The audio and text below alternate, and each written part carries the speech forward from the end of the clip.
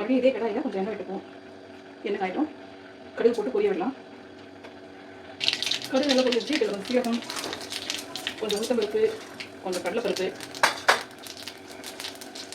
2 காஞ்ச மிளகாய் கிள்ளி போட்டுப்போம். சாரி, இது நல்லா வருது.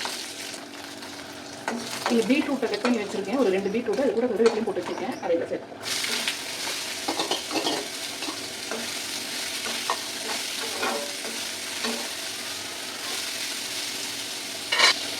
கால் டீஸ்பூன் மிளகா பொடி,